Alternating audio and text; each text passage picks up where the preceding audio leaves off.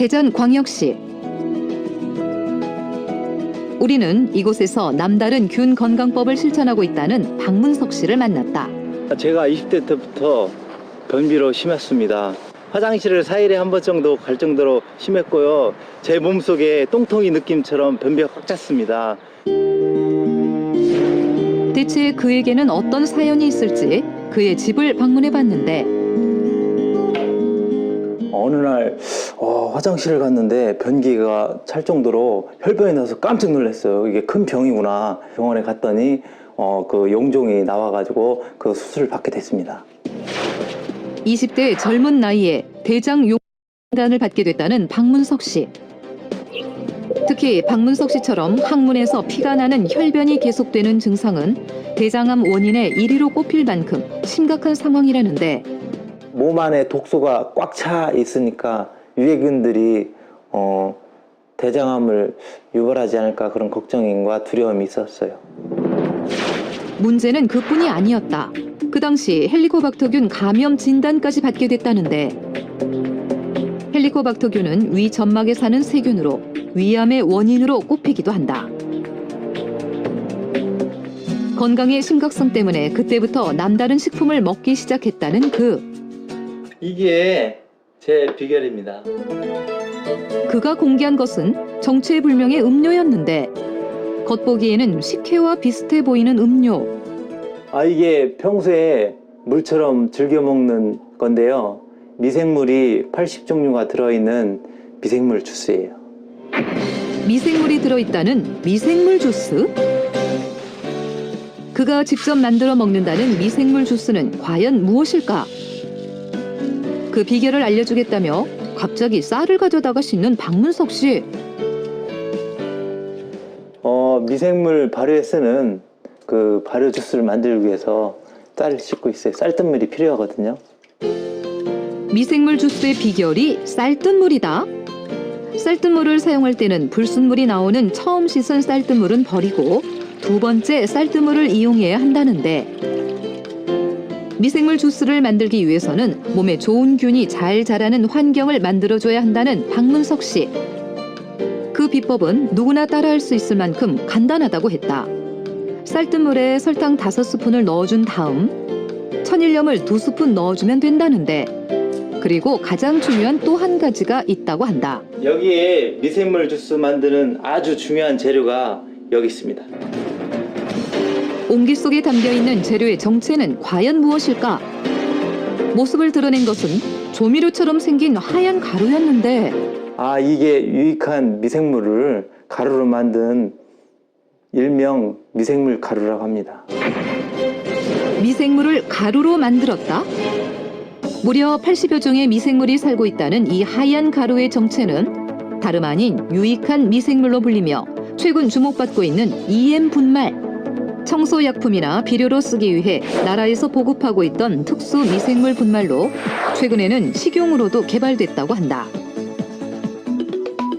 그렇다면 눈에 잘 보이지도 않는 미생물을 어떻게 가루로 만들 수 있을까? 액체 배양된 효모, 바실러스, 유산균과 같은 다양한 균들이 이제 원심 분리를 통해서 이제 유익한 균들은 밑에 가라앉게 되고 이제 배양액만 위에 남아 있는 상태가 되겠습니다. 배양액은 버리게 되고요. 밑에 나와 있는 이제 셀들만 이제 동결, 건조를 과정을 거치게 됩니다. 곡물이나 우유와 같은 유제품에서 미생물을 추출해 냉동으로 얼린 다음 가루로 만들어낸 것이 EM 분말이라고 한다. 이 가루를 쌀뜨물에 넣어 미생물 주스를 만들어 먹었다는 박문석 씨. 쌀뜨물과 설탕, 천일염이 미생물의 먹이가 돼 일주일 정도 숙성시키면 몸에 좋은 균들이 자라난다고 한다. 쌀뜨물에다가 유익한 미생물을 넣고 그 다음에 설탕하고 천일염을 넣어서 한 일주일 정도 발효 숙성시킨 거예요. 그거는 유익한 균들이 굉장히 많아졌죠. 일종의 최근에 말하는 유산균이라든지 프로바이오틱스라든지 이런 개념인데 이런 유익한 균들이 장 속에 많이 살아야 장 건강이 좋아지는 거예요. 그렇다면 박문석 씨의 믿음대로 쌀뜨물 미생물 주스에는 몸에 좋은 균이 많이 살고 있는 걸까? 우리는 실험을 통해 알아보기로 했다. 굉장히 크고 동그라면서 움직임이 없는 거, 이게 효모거든요. 효모는 막걸리 속에 많이 들어있어서 알려져 있는 거죠. 그다음에 여기 긴 막대 모양, 이 바실러스라고 하는 고초균인데요. 이거는 뭐 유산균이라든가 청국장이라든가 이런 데 많이 들어있죠. 쌀뜨물 미생물 주스를 1년 동안 먹어왔다는 박문석 씨. 그런데 그는 왜 꼭 쌀뜨물을 활용해 미생물을 키워내는 걸까? 식물성 미생물들은 동물성 미생물에 비해서 훨씬 더 강력한 그 위산 통과를 잘해서 장까지 정착하는 그런 비율이 훨씬 높은 걸로 나와 있습니다. 그래서 이런 그 식물성 원료, 쌀뜨물을 활용해서 배양한다는 건 좋은 방법이라고 할 수가 있죠. 우유나 치즈 같은 동물성 유산균보다 곡물에서 자란 식물성 유산균이 장까지 살아서 갈 생존율이 90%로 더 높다고 한다. 몸에 좋은 식물성 유산균을 더 건강하게 활용하는 방법은 없을까? 우리는 1년째 미생물 주스를 만들어 먹는다는 유기찬 씨를 만나봤다. 그는 쌀뜨물뿐만 아니라 과일 주스에 미생물 가루를 넣어 숙성시킨다는데 요거 한번 맡아보실래요? 요거? 그가 만든 미생물 주스는 어떤 특징이 있을까? 이거는 좀 사과향도 나고. 예, 이게 지금 가장 사과향 날 때가 가장 발효가 잘 된 거라고 저는 개인적으로 생각하고 있습니다. 그래가지고 지인을 통해 소개받은 미생물 주스를 매일 2리터씩 꾸준히 마신다는 유기찬 씨. 여기엔 남다른 이유가 있다고 한다.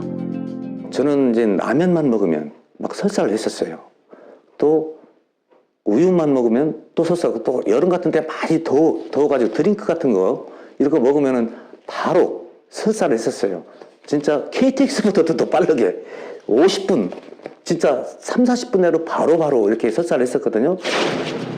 만성 장 질환뿐 아니라 위염, 뼈에 통증이 생기는 통풍까지 여러 가지 질병이 있었다는데 병을 치유하기 위해 생활 속에서 몸에 좋은 균을 섭취하기 시작한 유기찬 씨.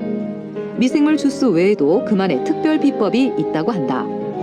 쌀기를 이용해서 미생물을 만들어서 우리가 휴대용으로 가져다니면서 먹을 수 있는 그런 환을 만드는 기초 처음 작업입니다.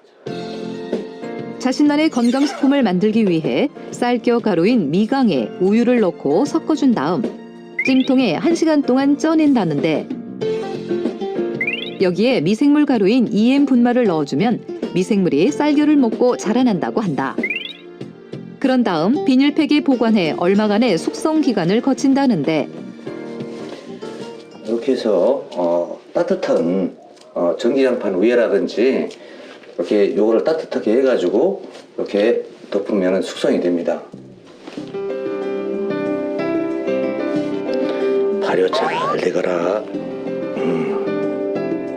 40도 정도의 온돌에서 이틀 동안 숙성을 시킨 다음 쌀겨 덩어리를 분쇄기에 곱게 갈아주는데 가루를 그냥 먹지 않고 또 하나의 과정을 거친다고 한다. 분말로 하면 휴대하기 어려우니까 휴대 간편하기 위해서 꿀이나 이런 거로 해서 같이 이렇게 동그랗게 환을 만들어서 미생물 가루로 숙성시킨 쌀겨에 꿀을 넣어 잘 섞어주는 유기찬 씨. 그런 다음 동글동글 손으로 떡을 빚듯 환을 만들었는데 이것이 바로 유기찬 씨만의 건강 비결. 작은 환이기 때문에 물과 함께 섭취하면 먹기도 좋고 사업상 출장이 잦은 그에게 휴대하기도 편한 식품이라고 한다. 김치를 만들 때도 몸에 좋은 균을 키워내기 위해 미생물 가루를 넣어준다는 유기찬 씨. 김치가 잘 쉬지도 않고 맛도 더 좋다는데 이렇게 싱싱합니다. 그렇다면 그의 건강에는 어떤 변화가 있었을까? 장이 일단 먼저 편안해지니까 일단 제일 첫째는 통풍이 없어졌잖아요. 진짜 없어졌으니까요. 그러고 나서 내가 아프면 모두 어떤 병원이라도 갈 거 아니에요. 간 적이 없거든요. 그러고 나서 눈이 좋아졌어요. 눈이 진짜로 한번 신문 같은 거 바로 볼 수 있으니까요. 무좀은 진짜 거짓말처럼 없어진 거예요. 이거는 로또나 이런 거 산 거보다도 미생물 때문에 내가 대박이 난 거예요. 미생물 때문에 내 인생이 바뀐 거예요. 그렇다면 우리 몸에 이로운 균들이 많다는 EM 가루로 만든 발효 음식들 주의할 점들은 없을까? EM 분말에는 여러 종류의 많은 미생물들이 있습니다. 이 발효 과정